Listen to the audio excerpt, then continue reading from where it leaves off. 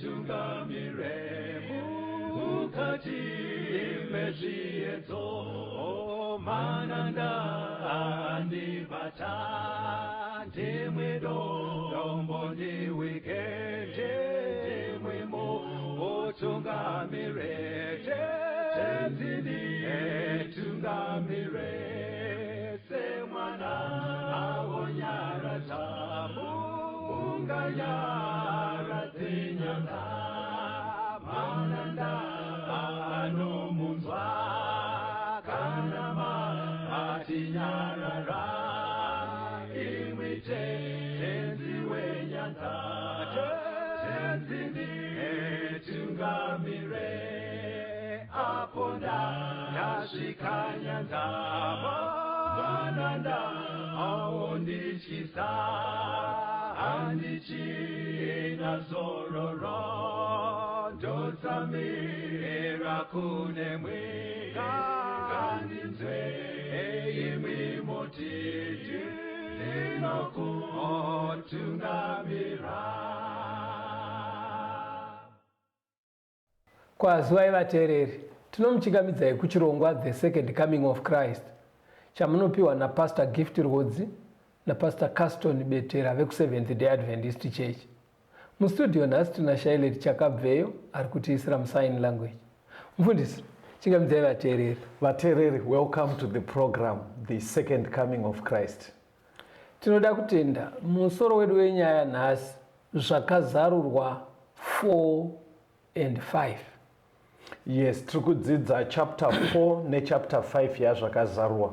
Pane zvidzidzo zvatakaita munguva shoma yapfuura pamusoro pechapter 4 nechapter 5. Chimwe chacho chaitoti chigaro chaMwari kudenga, tikadzidza tikaona zvachakaita. Ndobva taita zvimwe zvidzidzo zvaiti Johana akachenei, tikaona zvidzidzo zvaitsanangura shumba yerudzi rwaJudha. Zvidzidzo zvese izvi zvaibva pachapter 4 nechapter 5. Saka nhasi toda kubatanidza chapter 4 ne5 tione mutanda wacho wenyaya overall. Nekuti zvipisi zvidiki zvemumachapta takadzidza. Saka tauda kuputira ari 2 machapta tibva taona kwatiri kunanga mufundisi. But tisati tasvika pachapter 4 verengai vhesi rekupedzisira repachapter 3 pana zvakazarurwa. Izvi zvakazarurwa 3 verse 21. Zvakazarurwa chapter 3 verse ya 21. Unokunda ndichamupa chinhu ichi kuti agare neni pachigaro changu cheushe, seniwo ndakakunda ndikagara pamwe chete nababa vangu pachigaro chavo choushe. Pa mashoko anonyorerwa kereke yeRodhokia panopedzisira pachipiwa kurudziro yekukunda. Right. Ndobva Jesu apa example yekuti kukunda uku kuchakubatsirai kuti mugogara pachigaro chababa. Zvikanzi tarirai mone neniwo ndakakunda ndikagara pachigaro ipapo. Saka muchapter 4 ne5 panga pakuyedzwa kutsanangura kuti Jesu akagara sei pachigaro chaMwari. Saka chapter 3 yasiya yadena kuti mukakunda muchagara pachigaro chaMwari, sezvo ini ndakakunda ndikagarawo ipapo. Saka yes. Ndoda kungokumbira mufundisi sorry kuita kana nikakukujuma kuti kana uchiti kukunda maybe kungojekesera vamwe vateereri kana zvichinzi kukunda chiri kunyatsorehwa ipapo kuti zvivajekere irege kusara yakaita unge dimikira. Mama ndijuma but vateereri ndanga ndichitofunga kuti nyaya iri kubatika kuti kukunda kuti muupenyu hwatiri kurarama tazvipira kuraramira Mwari tiine shungu dzekuchengeta mitemo yake, tichiponeswa nekuda kwenyasha dzaMwari. Jesu akatifira toregerwa zvitadzo. Mwari iye anopa simba rekuti tichirarama upenyu hutsva hunotigonesa kuchengeta mitemo yaMwari. Patinenge tichiurarama pane miedzo inenge iripo, pane simba rinodiwa kuti uteerere Mwari, pane matambudziko anobva kuno wakaipa anoda kuti munhu usabviswe nematambudziko iwe pamberi paMwari.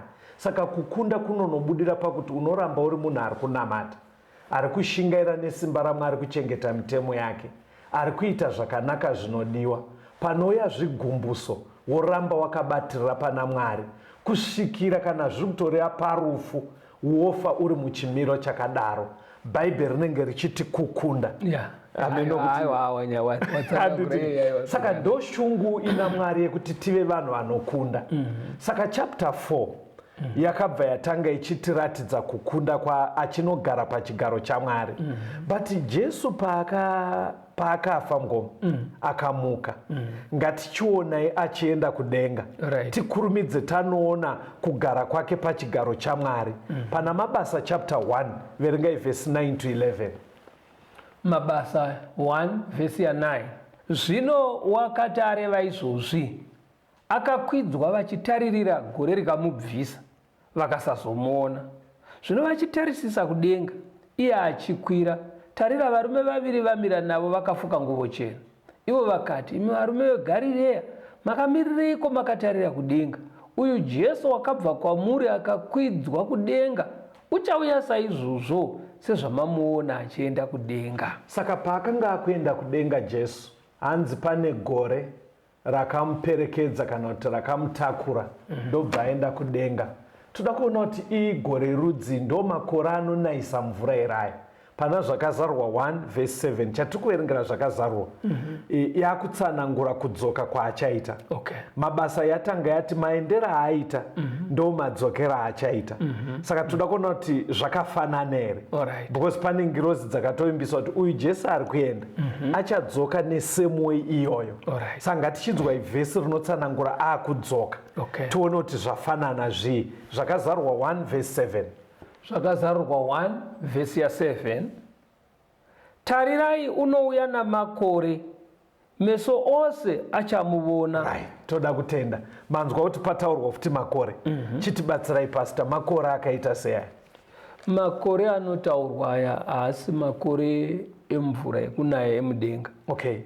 Asi chaunga chengirozi. Paakakwira kudenga, kune boka rengirozi rakauya kuzomuchingamidza. Ndo raionekwa nevadzidzi semakore. Saka paanoburuka zvaakudzoka sekutaura kunoita Mateo 25, anoperekedzwa nengirozi dzese. Saka ngirozi idzodzo dzinenge dzichioneka semakore. Nekuwanda kwadzo nekuchena dzakafuka zvichena. Toda kutenda. Saka akabva aperekedzwa nengirozi kuenda kudenga. Saka chapter 4 inobva yafanotiratidza kudenga kwacho kwaaienda. Inoita kunge sekunge iri kuti fanoonai kwaari kuuya isati yatiudza asvika. Saka zvataakuchiita, toda kuona chapter 4 tichiitsinhanisa nechapter 5. Tikaverenga verse 1 kuchapter 4, toerenga rimwe kuchapter 5, toona zvakafanana mumachapter iwayo, tozoona zvakasiyana. Zvakazarwa chapter 4 verse 2 vachaiverenga pamwe chete naZvakazarwa chapter 5 verse 1. Zvakazarwa 4 verse ya 2. Pakarepo ndakava mumweya, tarira chigaro choushe chakagadzwa kudenga, nomumwe agere pachigaro. Mwari vakaonekwa vagere pachigaro. Chapter 5 verse 1. Zvakazarwa 5 verse 1. Zvino ndakaona muruoko rworudyi rwaiye wakanga agere pachigaro choushe. Pachigaro choushe panaonekwa. Kureva kuti chapter 4 yatiratidza Mwari varipo, chapter 5 yatiratidza Mwari varipo. Hande futi tione chimwe chinhu. Saka kwese taona kuna God the Father, God the Father. Ngatichiendai pachapter 4 verse 4 nechapter 5 verse 6. Zvakazarurwa 4 verse ya 4.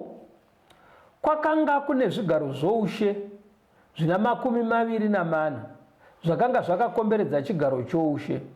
Napazvigaro pakanga pagere vakuru vana 24 vakapfeka nguo chena, vakanga vane korona dzendarama pamisoro yavo. Saka taudzwa zve24 seats pakagarwa ne24 elders. Chapter 5 verse 6. Zvakazarurwa 5 verse 6. Zvino ndakaona pakati pechigaro choushe nezvisikwa zvipenyu zvina, napakati pavakuru gwayana rimire rakaita serakabayiwa. Saka panapa futi Johana ari kuona vakuru vaya 24 elders. Kuchapter 4 avaona. Zvatiri kuita vateereri hazvifaniri kunetsa zviri nyore. Zvatiri kuitira tikaona kusiyana kana kufanana kwechapter 4 nechapter 5, zvinochitibatsira kuti Jesu yawataona achienda nemakore kudenga, tinobva takwanisa kutresa kuona kuti ndo zvaiitika paakaenda kudenga. Saka ngatirambe chingokombera chapter 4 chapter 5. Chekutanga chapter 4 kuna Baba Mwari, chapter 5 kuna Mwari. Chapter 4 ine 24 elders, chapter 4 ine 24 elders. Toda kuona chimwe futi pana zvakazarwa chapter 4 pastor verse 6 na 7. Moiverenga pamwe chete na zvakazarwa 5 verse 6. Zvakazarwa 4 verse ya 6. Pamberi pechigaro choushe pakanga pane gungwa rakaonekera rakafanana nekristaro, napakati pechigaro choushe napamativi ose echigaro choushe pakanga pane zvisikwa zvina zvipenyu zvizere nameso mberi neshure kwazvo. Chisikwa chipenyu chokutanga chakanga chakafanana neshumba, chisikwa chipenyu chechipiri chakanga chakafanana nemhuru, chisikwa chipenyu chechitatu chakanga chine chiso chakaita sechomunhu, nechisikwa chipenyu chechina chakanga chakafanana negondo rinobhururuka. Right, paonekwa zvisikwa zvipenyu zvina. 4 living creatures. Right. Chapter 5 verse 6. Zvakazarwa 5 verse 6. Zvino ndakaona pakati pechigaro choushe nezvisikwa zvipenyu zvina. Chimirai, azviona futi. Zvisikwa zvipenyu zvingani? Zvina. Saka ma 4 living creatures Johana akaratidzwa muchapter 4 ndobva aratidzwa futi muchapter 5. Saka sofa aona Baba vari mumachapter ese, akaona 24 elders vari mumachapter ese, vaona 4 living creatures ari mumachapter ese. Ngatichiendai pana zvakazarwa 4 verse ya 5 toiverenga pamwe chete na zvakazarwa 5 verse 6. Zvakazarwa 4 verse ya 5. Napachigaro choushe pakanga pachibuda mheni namanzwi nokutinhira nemwenje minomwe yakanga ichipfuta pamberi pechigaro choushe iri mweya minomwe yaMwari. Chapter 5 verse 6. Verse ya 6. Zvino ndakaona pakati pechigaro choushe nezvisikwa zvipenyu zvina napakati pavakuru gwayana rimire rakaita serakabayiwa riine nyanga nomwe nameso manomwe iri mweya minomwe yaMwari yakatumwa kunyika yose.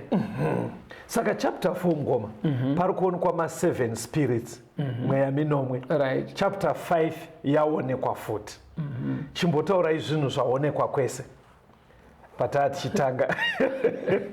Mukangozvibata kamuna vateereri vanobva vabata pamune muchidzokorora paya vateereri vamwe vari kubva vanyora.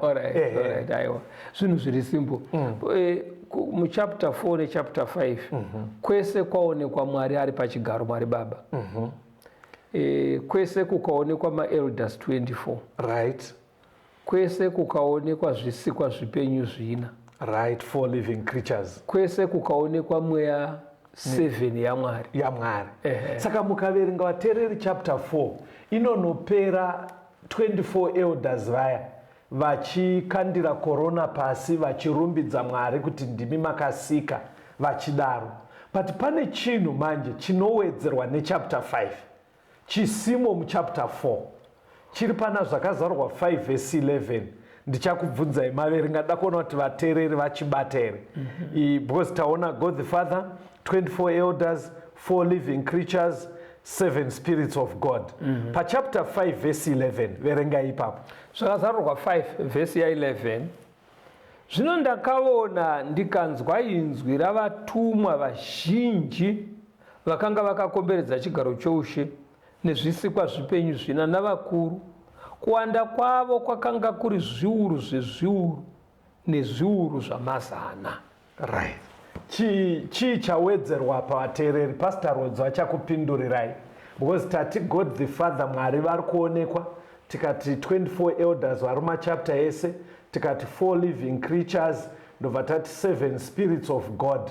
But pavhesi yavazoverenga pane chimwe chaonekwa muchapter 5 chisiri muchapter 4. Saka pavachachitaura ndoda kubva ndavabvunza kuti sei muchapter 5 chisina kutaurwa. Muchapter 4 pane chiri muchapter 5 chisiri muchapter 4. Saka pastor ndakuvabvunza kuti chii chataurwa muchapter 5 asi chisiri muchapter 4. Vobva vatiudza reason yekuti sei chisiri muchapter 4. Right. Muchapter 5 pavhesi rataverenga iri vhesi 11. Right. mataurwa nyaya dzevatumwa vazhinji, zviuru nezviuru zvavo. Izvo zvazvina kutaurwa muchapter 4. Chibva maenderera mberi mutiudze kuti mafungiro enyu sei zviuru nezviuru zvisina kutaurwa muchapter 4. Ndichitevera kwatatangira nenyaya yedu kwekubva Jesu achibva pano pasi achichingurwa nengirozi zhinji dzichioneka semakore. Zvaita sokuti kubva muchapter 1 ari kufamba ari kukwira kunosvika muchapter 4 zvinoita sokunge achiri kukwira. Ngirozi dziya anadzo dziri kumuperekedza dzamuchingura dziya. Kana tonopinda muchapter 5 zvaakuita kunge asvika. Dzobva dzazoonekwa dzama mudenga. Munhu kana agona vateereri panyaya yeshoko raMwari pane vara rinonzi amen. Amen kureva kuti ngazvirambe zvakadaro kana kuti ndizvozvo. Vaitirei amen mufundisi. Ndizvozvo zviri kuitika ndezvekuti chapter 3 yanga yati anokunda achagara pachigaro chaMwari sezvo Kristu akakunda. Saka Kristu paatorwa nengirozi dzakaonekwa semakore dziya dzanga dzabva kudenga ndobva dzasiya Mwari variko vari pachigaro chavo nezvataona muchapter 4. Saka chapter 4 iri kutiratidza Kristu asati asvika kuchigaro kana kuti pana Mwari. Kristu asati asvika. Chapter 5 yakutiratidza Kristu asvika, saka mhomho yengirozi yakuchionekwa manje. Zviri kufoloweka ka. Chapter 4 iri kutanga yatiratidza kuti onai kuri kuenda Kristu uya. Onai chigaro chaMwari, onai zvakaita 4 living creatures. But ngirozi hadzipo because ndo dzatumwa kutonotora Kristu kuenda naye kudenga. Pabuda zvakanaka ka. Saka ngatimbonzwa rumbo. Tiri muchidzidzo zvakazarwa 4 na 5.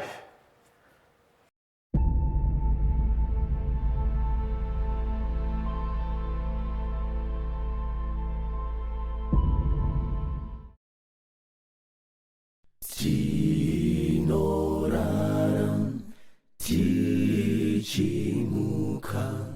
tinofamba, tichisvika, tinotsvaka, tichiwana,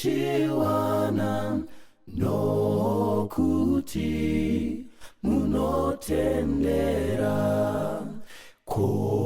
Ndianiko angataura shoko rikaitika musina kurayira.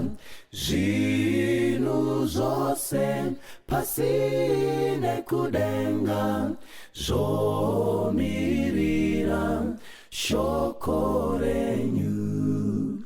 Muri Ishe wamadzishe, kunze kwenyu hakuna mumwe. Ndimi moga ndichakurumbidzai panguva dzose. Muri Ishe wenyama yose. Shumba yerudzi rwaDhavhidha, vavengi venyu vanoparara. Kana mukadzwa ndichapota kwamuri panguva yehondo, nokuti muri Ishe wenyama yose. Mikaeri muchinda wehondo, kana mukasimuka nyika yose inogara. Kana imi motaura nyika yose ngainyarare, nokuti muri Ishe wenyama yose. Muri Ishe wamadzishe, kunze kwenyu hakuna mumwe. Ndimi moga ndichakurumbidzai panguva dzose. Muri Ishe wenyama yose. ndimi gwai rakabayirwa kunze za ruporeso kumunhu wose kuti ani nani anoda ave neupenyu nokuti muri ishe wenyama yose. shongwe yemoto panguva yeusiku gore mumasikati kudzivirira kuzuva mavambo nemagumo eupenyu hwangu nokuti muri ishe wenyama yose. Muri ishe wamazishe kunze kwenyu hakuna ndimi monga ndichakurumbidzai panguva dzose. Muri ishe wenyama yose. Muri ishe wamazishe kunze kwenyu hakuna ndimi monga ndichakurumbidzai panguva dzose. Muri ishe wenyama yose. From the beginning of this world, you are the Lord. From the foundation of this earth, it was your will. Through you, all things were made. Thus you are the Lord of all flesh. No authority or principality supersedes your ways. Even nature hearkens to your word. You are the King of kings, the master of the universe and the inhabitants thereof. Hence, you guarantee salvation and life to all. There is none like you, thus we worship you. Muri ishe wenyama yose.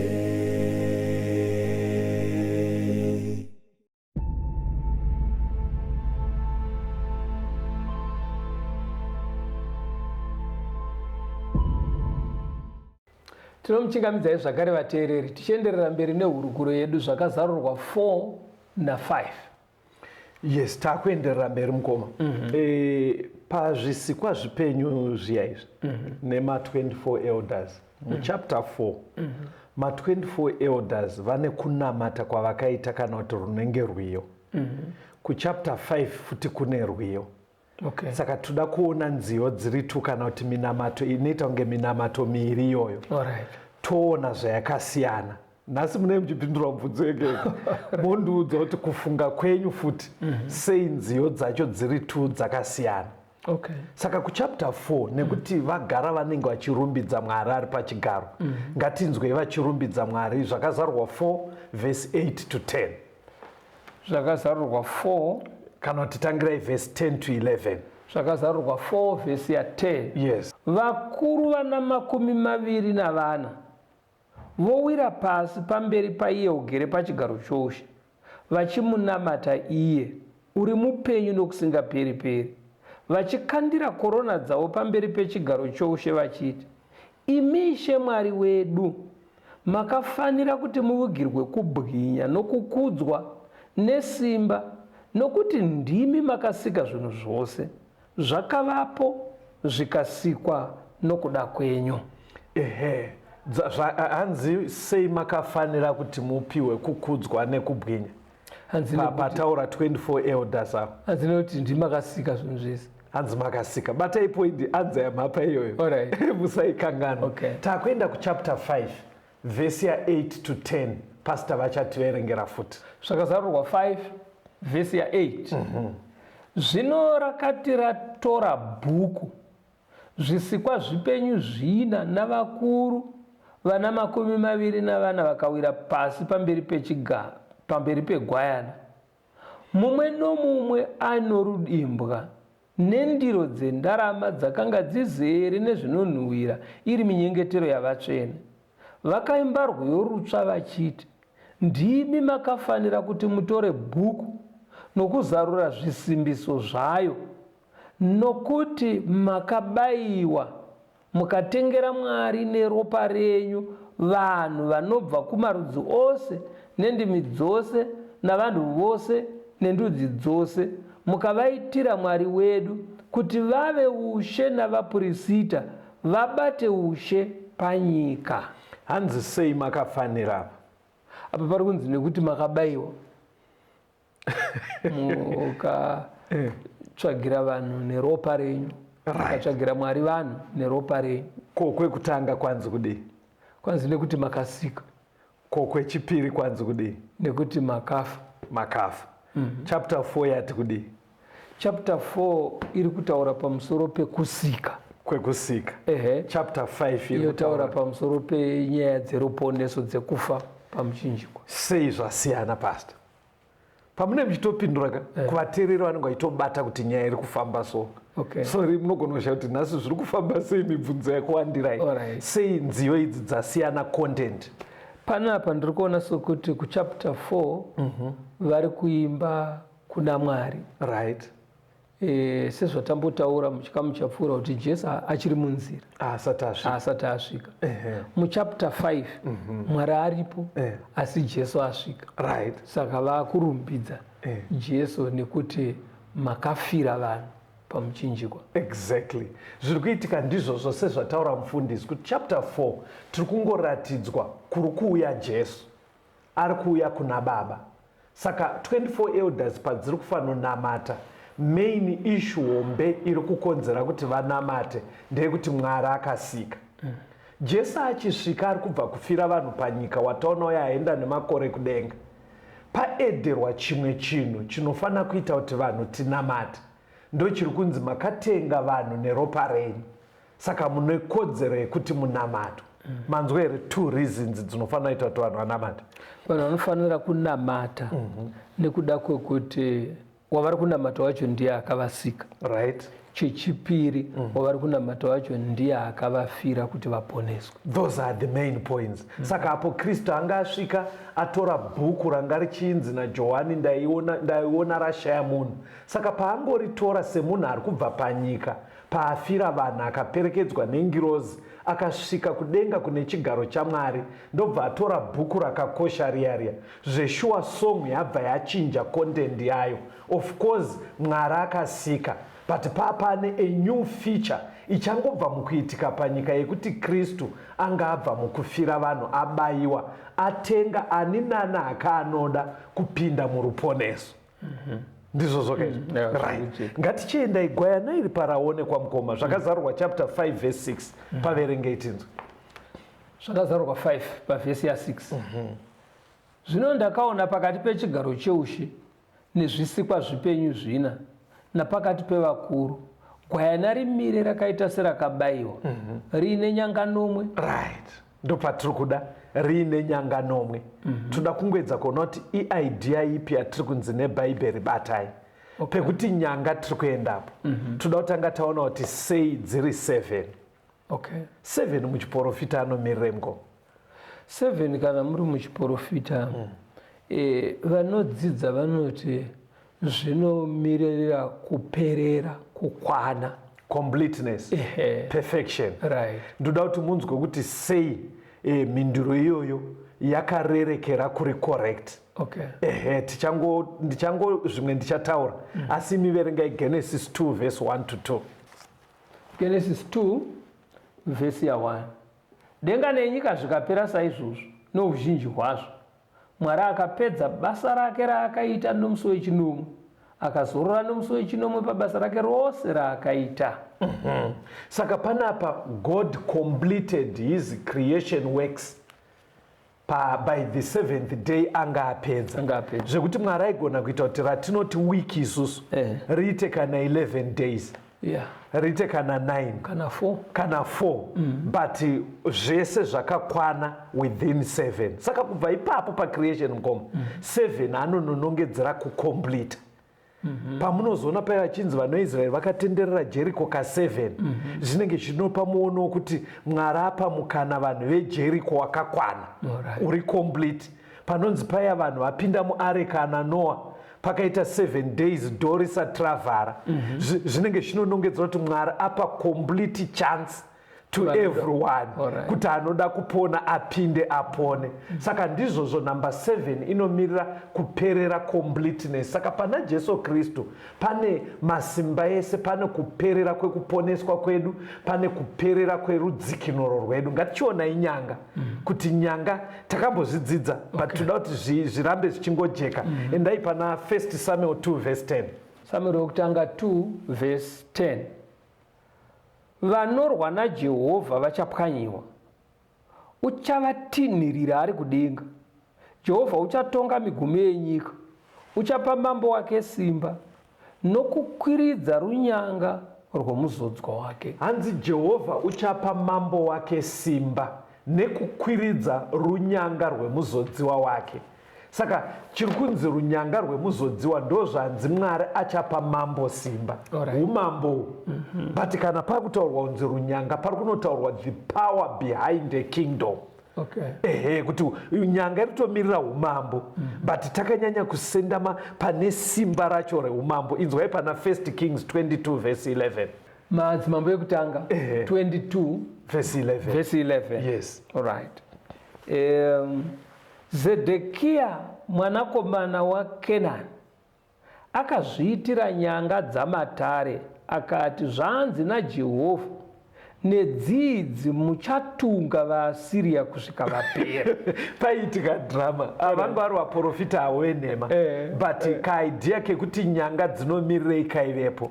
Hanzi Zedekia akagadzira nyanga dzinenge dzemombe dziya, kwakuenda nadzo. Vangu hanzi toda kunorwa nevaSiria, saka tinonokunda here ndana Jehoshafata. Saka bvanzi aiwa hatibvunze vaprofita waMwari. Saka Zedekia kunyange ari muprofita wenhema akaine nyanga dzaagadzira dziya. Saka pahanzi Zedekia tonokunda here, zvikanzi muri kuona nedzidzi nyanga idzi ndozvamuchanoita vaSiria, kuvatunga nekuvaparadza. Kuratidza kuti aiburitsa pfungwa yekuti, Bhaibheri riri kuburitsa pfungwa yekuti nyanga padzinoburitswa hongu dziri kumirira umambo hwevaIsraeri.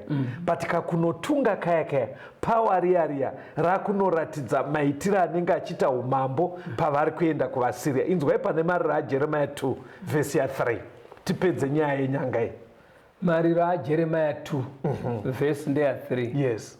Nokutsamwa kukuru wakagura nyanga dzose dzaIsraeri, wakadzosa ruoko rwake rworudyi pamberi pomuvengi, akapisa muna Jakobho somurazvo womoto unopedza zvose kumativi ose. Judha yenge yatapwa yaenda kuBhabhironi, saka vanga vasina self rule, vanga vasazvitonge. Ndopari kunzi nemariro aJeremia, Lamentations 2 verse 3. Hanzi Mwari akagura nyanga dzese dzevaJudha, kureva kuti agura umambo uya hapasisina. Saka nyanga inomirira umambo pastor, nesimba riri behind that. Saka nazvichinzi gwayana raive nenyanga nomwe, chiudzai vateereri kuti muono upi watiri kunzi tiona about Jesu. Pasangana zvinhu tuka nyanga dzinoreva umambo, dzouya dziri 7. Number 7 ichireva kukwana. Saka panapa pari kuratidzwa umambo hwakakwana hwakaperera. Thank you. Zvikanzi gwayana iri riine nyanga nomwe, raive nemaziso futi, raive nemaziso manomwe. Toda kungoita idea yekuti eyes anoreve maziso chaiwo. Matthew 13 verse 14 to 17. Mateo 13 verse 14. Kuprofita kwaIsaya kwakaitika kwavari kunoti, nokunzwa muchanzwa musingatongonzwisisi, nokuona muchaona musingatongoonesesi, nokuti mwoyo yavanhu ava yava mikukutu, nzeve dzavo dzakadzivira, nameso avo vakatsinzina, kuti zvimwe varege kuona nameso nekunzwa nenzeve, nokunzwisisa nemwoyo, vakadzoka ndivaporese. Asi meso enyu akaropafadzwa, nokuti anoona, nenzeve dzenyu nekuti dzinonzwa. Nokuti zvirokwazvo ndinoti kwamuri kuti vaprofita navakarurama vazhinji vakanga vachida kuona zvinhu zvamunoona, asi havana kuzviona, nokunzwa zvamunonzwa, asi havana kuzvinzwa. Saka vari kunzi vadzidzi makaropafadzwa because pane zvamuri kuona. Ukateerera kwatangira nyaya mukova, hapasi kunzi nekuti vanga vaita rombo rakanaka kuti vakazvarwa mugeneration yajesu zvekuti vaitomuona panyama kuti uyu. Because vari kutonzi zvamuri kuona imimi zvaida kuonekwa nevakawanda, but vamwe ava vane maziso asi havazvioni. Vari kurehwa ava vaitova vamwe vafarisi vaitoona futi jesu physically, but vari kunzi havasi kuona. Kuona kupi kuri kutaurwa ngoma?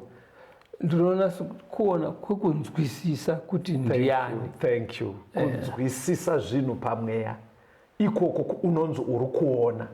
Saka jesu paanonzi ane meso manomwe, 7 eyes, yobva yati chii picture yacho? Saka yakuburitsa kunzwisisa kwakakwana kwakazara. Tadaverenga zvakazarwa 1 verse 4 tichiona 7 spirits dziya. Zvakazarwa 1 verse ya 4, verenga ipapo. Zvakazarwa 1 verse ndeya 4. Yes. Johani kukereke nomwe dziri paAsia, nyasha ngadzive nemi norugare zvinobva kuna iye uripo, wakanga aripo nouchazovapo, nokune mweya minomwe iri pamberi pechigaro chake choushe. Saka zviri kuitika panapa, mweya minomwe yataurwa. Tamboiona ichitaurwa nezvayo. Patiri kuswenda next segment, toda kuti tione kuti pane chimwe here chasiyana. Muchiri kuziva zvatiri kuita kuti tiri kutarisa chapter 4 toenda kuchapter 5. Saka chimwe chatiri kuda kusiya mweya minomwe, maonero kuti baba tatarisa 24 elders tatarisa, zvisikwa zvipenyu zvina tazviona, ndobva taona mweya minomwe, ndobva taona nziyo kusiyana kwadzo, ndobva taona gwayana rasvika ndiKristu asvika nengirozi zhinji, ndobva takumuongorora chimiro chake akonzera kuti songo ichinji content yayo, ndobva taona ine nyanga ngani? Nomwe. Nemaziso mangani? Manomwe. Tapedzapo.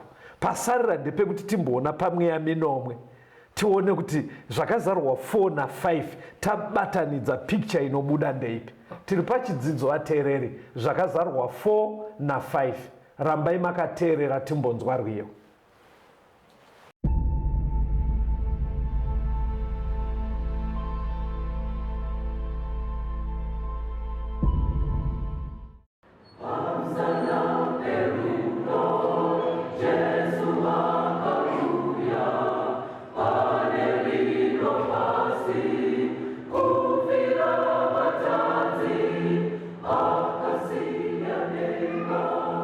Uzo ndiche nuru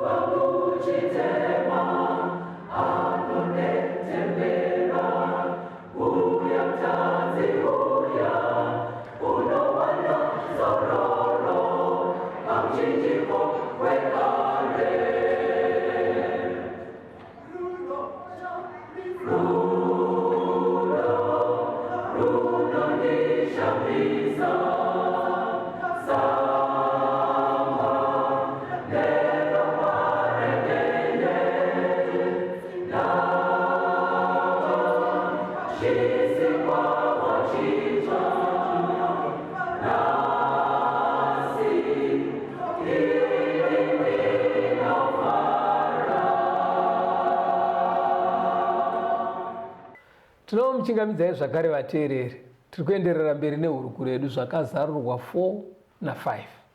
Iye zvinezvi mukoma last segment inei munenge muchinyatsoteerera. Alright. Toda kuti muzosummarize Okay. zvinenge zvadzidzwa mumachapter 2 aya.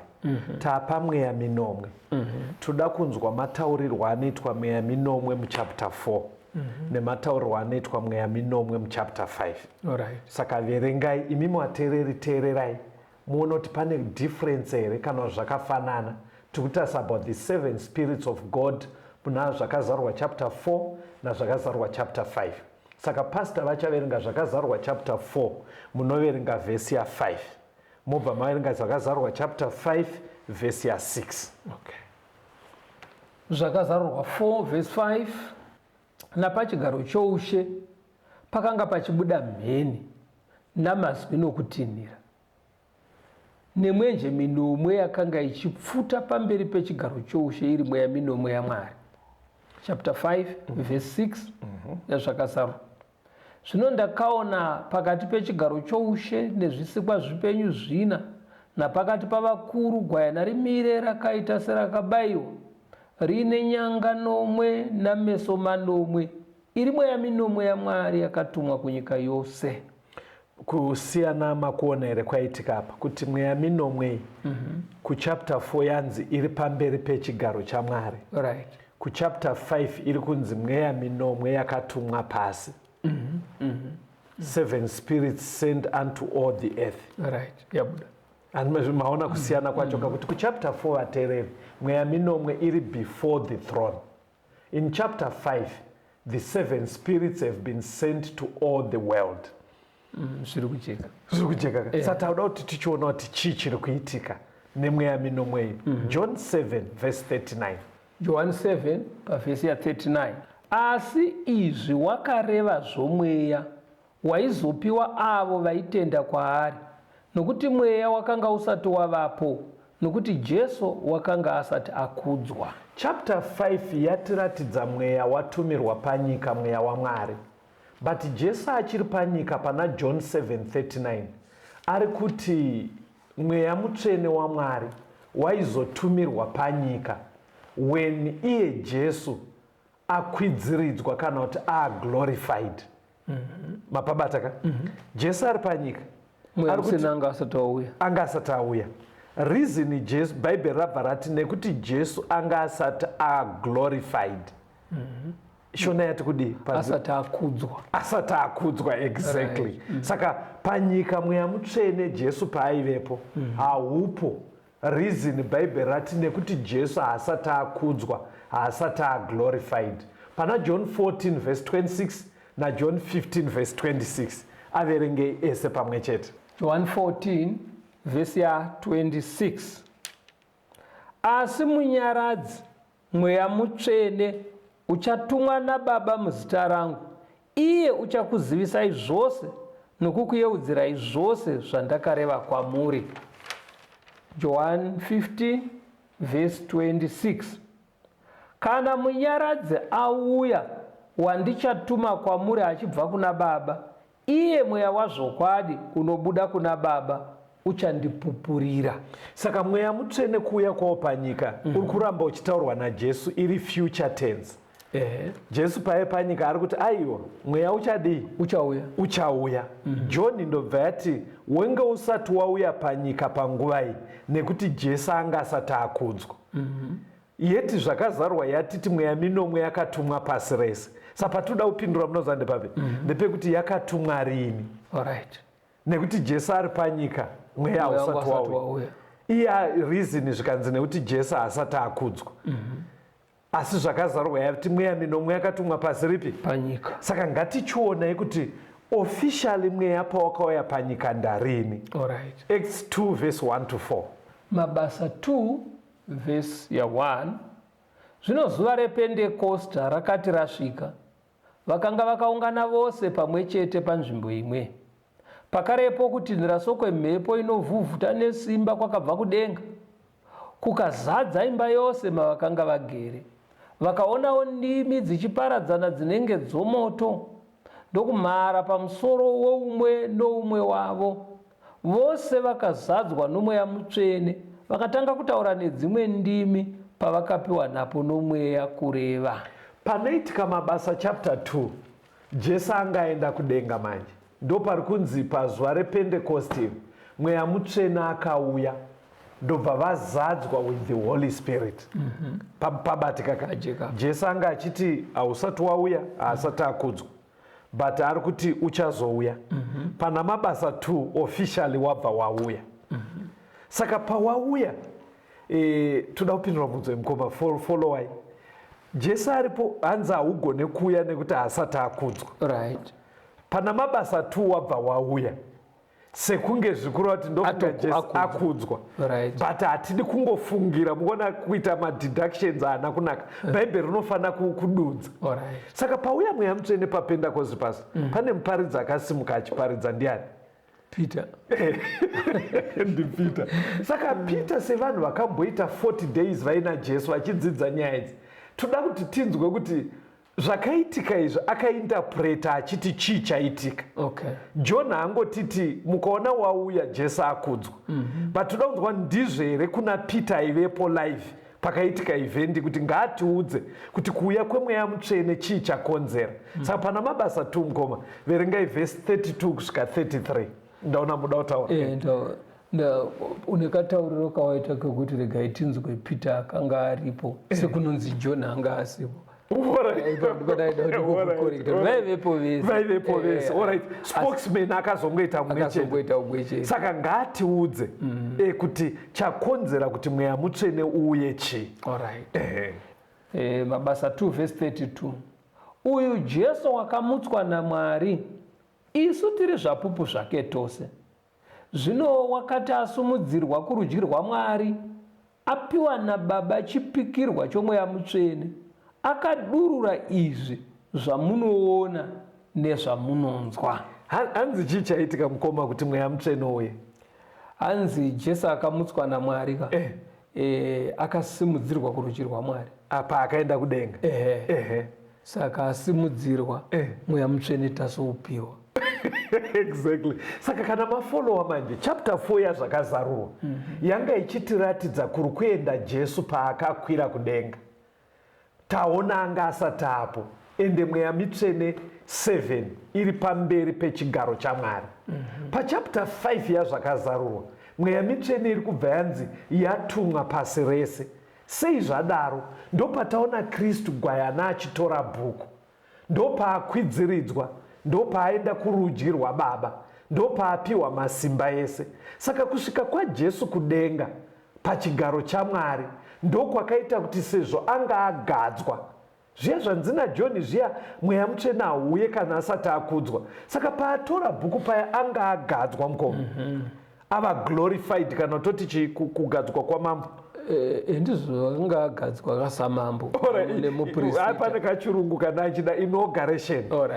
Anga agadzwa. Saka kugadzwa kwake ndiye achiita kuti mweya minomwe yenge iri pamberi pechigaro. Muchapter 5 haisisiri pamberi pechigaro, yabva yatumwa pasi rese. Kureva kuti paPentecost mweya pawakasvika paya mukoma yaive signal, toti kudei, chaive chiratidzo chekuti kudenga chii chaitika. Agadzwa kaJesu samambo. Exactly. Saka manzwa Peter ari kudaro kuti zvaitika muchapter 5 Jesu agadzwa samambo. Ndizvo here Peter aizviziva here kuti munhu uyu agadzwa samambo? Because otherwise Peter pamwe arongoziva zvekuti mweya atumwa naJesu. Aiwa atozvitaura pafirst Peter. Azvitaura. Toda kuti pabude futi. Atsimbidzire Peter ngaatiudze kuti tiite idea kuti chaitika muchapter 5 chii. Pana mabasa 2 ipapo verse 34 to 36. Mabasa chapter 2 verse 34. Yes. Nokuti Dhavhidhi haana kukwira kudenga, asi unoti amene Ishe wakati kuna She wangu, gara kurudyi rwangu, kusvikira ndichiita vavengi vako vave chitsiko chetsoka dzako. Zvino imba yose yaIsraeri ngaizive kwazvo kuti uyu Jesu wamakarovera pamuchinjikwa, Mwari wakamuita Ishe naKristu. Mwari akamuita chii? Ishe naKristu. Nyanga dziya 7 kuratidza umambo. He had been inaugurated as a king. Kuya kubayiwa sekunge gwayana rakabayiwa ndiKristu kufira vanhu vese. Right. Saka Peter ari kutsimbidzira kuti zvaitika muna zvakazarwa chapter 5 Kristu aenda agadzwa aitwa ishe naKristu. Paangogadzwa kudaro achitora bhuku abva aita kuti mweya mutsvene uye panyika. Iri kubatika kakuti zvakazarwa 4-5 chichaitika. Saka pfungwa iyi pastor yekuziva kuti zvii zvakaitika Kristu paakaenda kudenga ndo yaizikanwa nevaapostoli. Ndo yaive cornerstone yekuparidza kwavo chaiva pasimba rekuparidza kuziva iyo nyaya yataurwa naPeter. Mirai titange tanzwa Peter nevamwe vaapostoli pavanga vakuparidza kuti yaive toti chiko pivot toti mukoma ndoda kuedza kutaura kuti waive mutanda backbone wanga uri musimboti wacho paizendamira zvinhu zvavo zvese. Exactly. Inzove pana Mabasa chapter 5 verse 30 to 32. Okay. Mabasa 5 verse ya 30. Mwari wamadzibaba edu wakamutsa Jesu, iye wamakauraya muchimuturika pamuti. Mwari akamusimudza iye neruoko rwake rworudyi ave mutungamiri nomusununguri kuti ape vaIsraeri kutendeuka nekangamwiro yezvivi. Isu tiri zvapupu zvamashoko iwayo nomweya mutsvenewo wavakapiwa naMwari ivo vanomuteerera. Ndo yaive present truth yavo. Vaifamba vachiudza vanhu kuti zvekuroverwa muri kuzviziva but chamusiri kuziva ndechekuti paaenda kudenga chii chazoitika ndo zvavaiparidza. Handei pana Philippians chapter 2 verse 7 to 11 taudaunzwa Paul kuti pfungwa iyi aiiziva here kuti Jesu paakaenda kudenga akabva apiwa masimba ese akava ishe naKristu. VaFilipi 2 verse 7 to 11. Asi wakazvidurura iye akazviita muranda akafanana navanhu, akati awanikwa nomufananidzo wemunhu akazvininipisa akateerera kusvikira parufu, irwo rufu rwomuchinjikwa. Saka Mwari wakamukudza zvikuru akamupa zita rinopfuura mazita ose, kuti muzita raJesu mabvi ose afugame, avari kudenga navari panyika navari pasi penyika, kuti ndimi dzose dzibvumire dzichiti Jesu Kristu ndiye She, kuti Mwari Baba arumbidzwe. Tatozvudzwa na chapter 5 zvisikwa zvese zvichipfugama kumunamata. Ndo nyaya iri kutaurwa na Paul. Hatinzwei Peter aega kwanga akufamba nevhangeri makore ake ekupedzisira 1 Peter 3 verse 22 kuti aitaura here nyaya iyi yekuti Kristu paakaenda kudenga akagadzwa akapiwa masimba ese. Peter 1 Peter 3 verse 22. Iye uri kurudyi rwaMwari wakapinda kudenga, vatumwa namadzishe namasimba zvikaiswa pasi pake. Ari kutsimbidzira. Saka kana iriyo picture ina Kristu yekuti ndo masimba ainawo kudenga, imi mwateereri nhasi zvinotibatsirei? Pane vhesi rekupedzisira richaverengwa napasta rinofanira kutiita kuti patiri kuita nyaya yeruponeso tisaite unge tasarira, nekuti panyaya yeruponeso tinofanira kufamba nemastages ese anoitwa naKristu pazano reruponeso. Ukaramba uchisara uri kumashure unotadza kubata zviri kudiwa naMwari. Colossians 3 verse ya 1 ine kurudziro yainotipa mukoma. VaKorose 3 verse 1. Naizvozvo kana makamutswa pamwe chete naKristu, tsvakai zviri kumusoro, uko kuna Kristu ugere kurudyi rwaMwari. Taura inoateereri mukoma. Taonei chapter 4 chapter 5 musasiye pemweya mutsvene. Zvataona ndezvekuti kudenga kuna Mwari muchapter 4 nemuchapter 5 pane zvisikwa zvipenyu zvina muchapter 4 nemuchapter 5, ngirozi kwoita ma-elders 24 muchapter 4 nemuchapter 5. Muchapter 4 hamutaurwi zvengirozi, dzinonobudira muchapter 5. Muchapter 4 mune mweya mutsvene, mweya minomwe iri kudenga.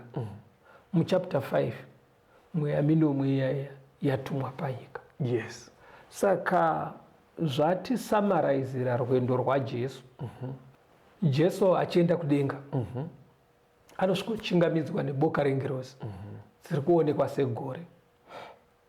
Saka paari murwendo muchapter 4 zvinoita sokuti hadzitaurwe nezvadzo nekuti hadzimo mudenga, dzauya kuzomuchingamidza.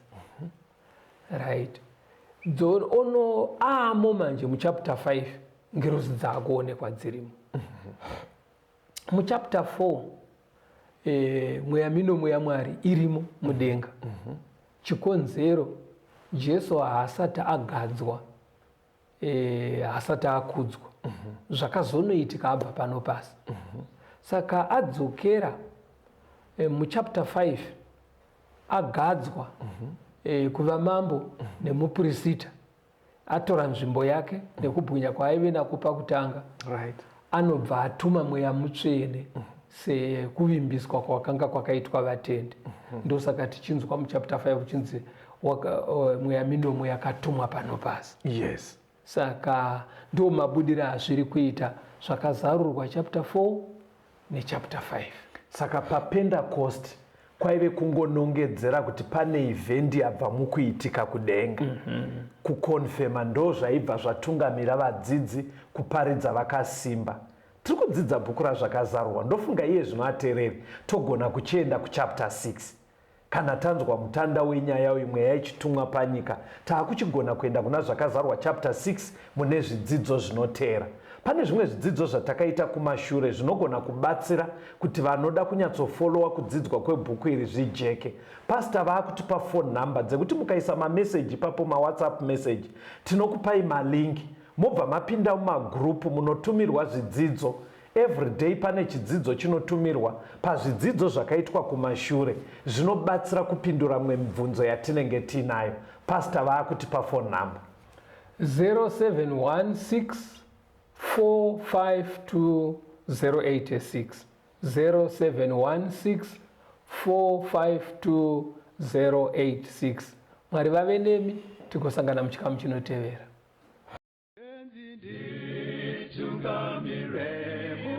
Mukati mezviedzo mananda andibata ndemwedo domboni wikende ndemwemo otungamire tenzini etungamire semwana awonyara tamu unganyara zinyanga mananda anomunzwa kanama atinyarara imwite tenzi wenyanza tenzini etungamire aponda yasvika nyanza mananda aondichisa andichina zororo ndotsamira kune mwika ngandinzwe imwi motiti ndinokutungamira.